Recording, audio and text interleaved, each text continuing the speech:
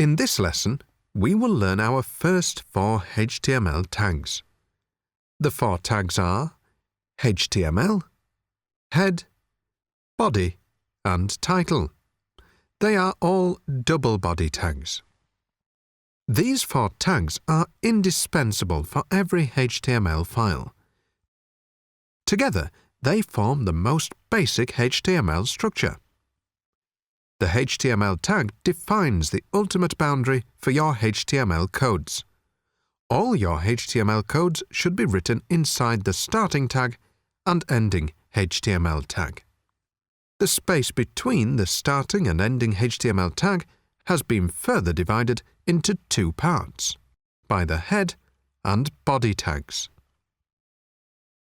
The title tag controls the title of the web page and should be put inside the head tag. Contents written inside the head tags are mainly for browsers and search engines.